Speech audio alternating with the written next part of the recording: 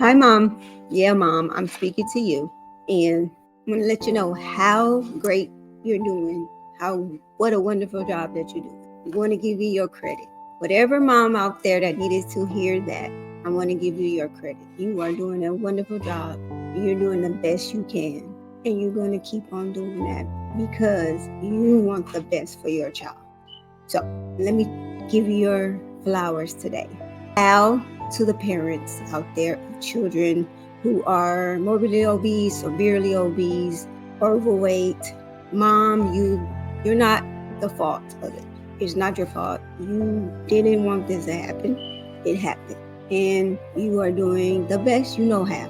And you're looking at videos like this, so you even want to learn more to learn how to take care of your child with obesity, or you're scheduled for surgery and you have some questions and you're feeling the weight of it, or you're starting medication. Whatever the tool that we're going to use to help your child, I understand you and your child appreciates you, and you're doing a very, very good job. So I want to give you your flowers and take a bow to all our moms out there, single moms out there, single dads too. But moms are usually the one blamed for the being overweight because they traditionally are the ones responsible for the meals. But there could be a dad that's taking the brunt of it too. So I just want to make sure you get recognized, because there's no groups for you. There's no parents of overweight children group like there is for drug abuse and alcohol abuse and all the things like that.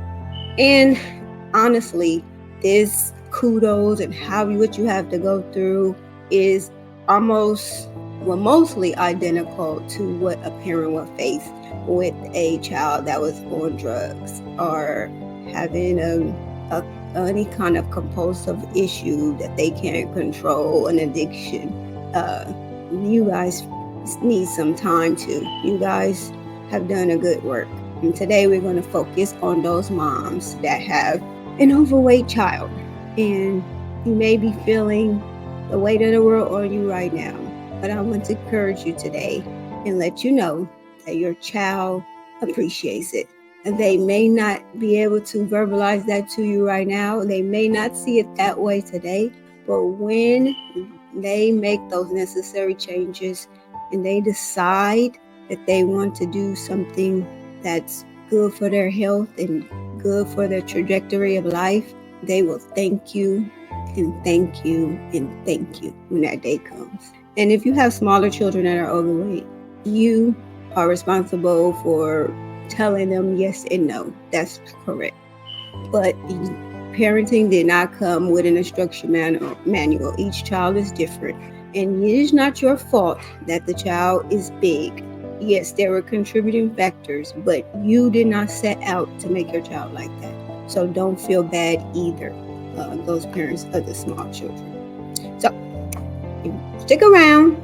I want to share some tips with you. I want to share what we do recognize after the fact, after we've lost the weight, being a child, a teenager, a small child even, that was overweight most of my life, and having my parents have to deal with all the things that came along with having an obese child.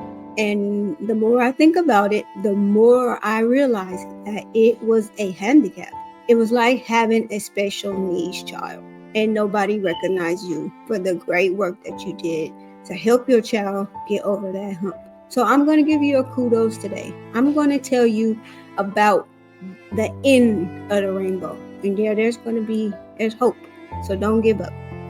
I'm going to give you your flowers. So first thing I'm going to talk about is, like I said, acknowledging that this is not an easy job. And probably somebody might have heard of it, but that this weight problem, if it's a small one right now, it's the beginning of an addiction, an addictive type relationship with food.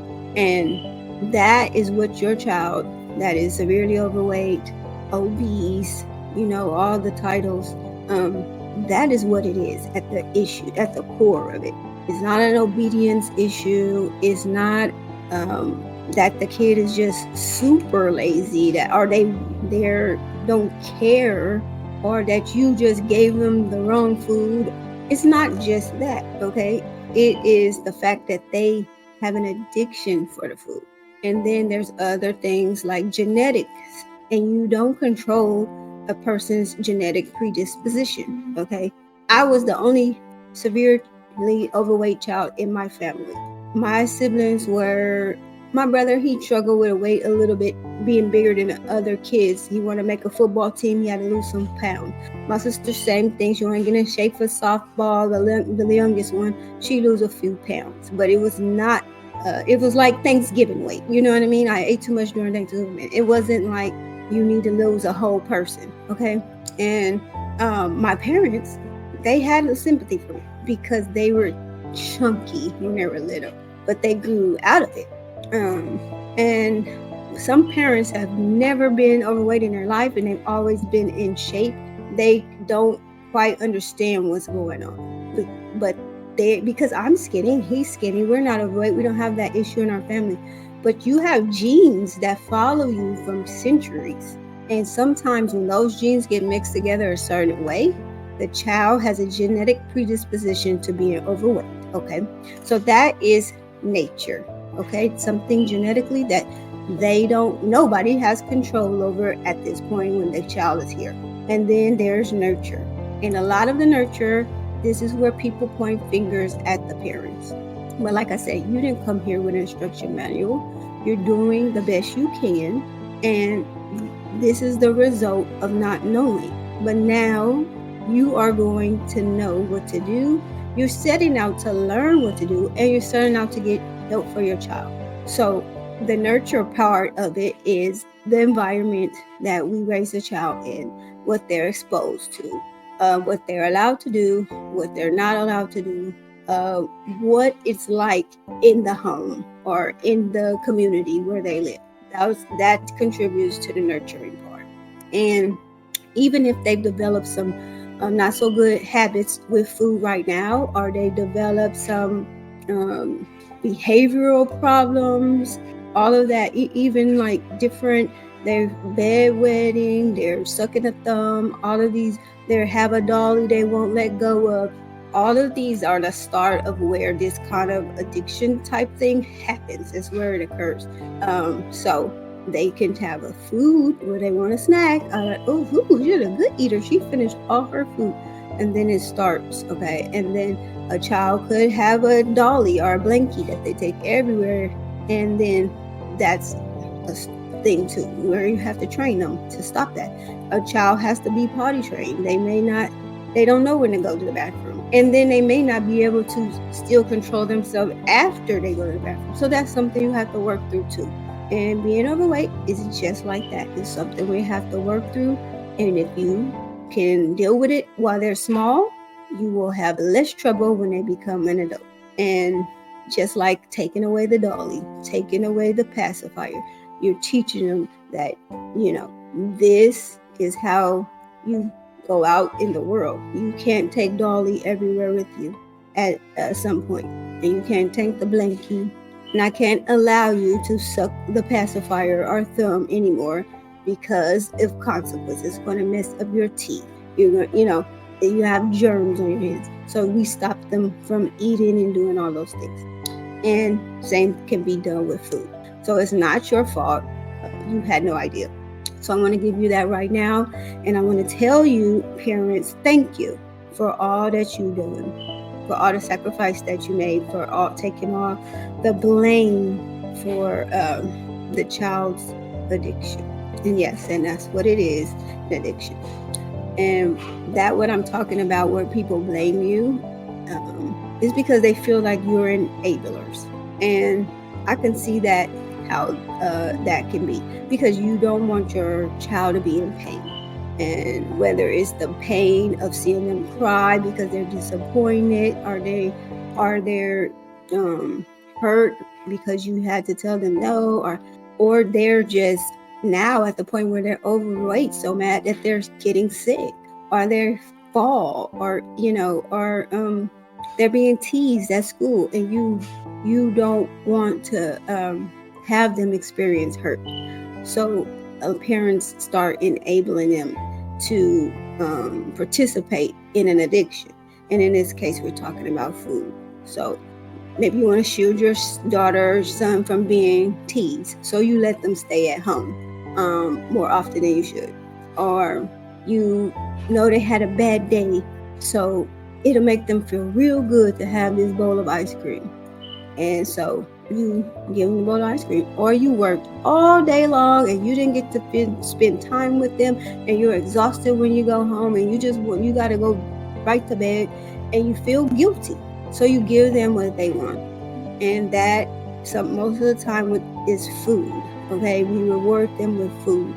And so that is the enabling portion. And you don't do this on purpose. You don't do this because you want your child to be overweight or unhealthy.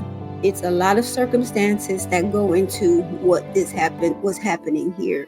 There's that where you just don't have the know-how. You can protect them from everything, and genetic things going on, and the child's own will as well.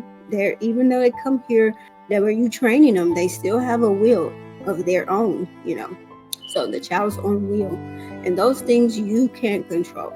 Okay, but like I said, you can point it out today, and you can start making strides to getting better at dealing with your children and dealing with doing what's the best for them. Even though it may not feel good at the time, they're not in danger. They're not hurt. Nothing is physically wrong with them beside the weight. So you'll be more help to them if you allow them to go through the pain of being overweight. They will learn to be more empowered. You will help them get empowered to be able to handle life's difficulty, because you're not going to be able to save them from everything, and so you can't really save them from this. But you keep doing the good job that you're doing.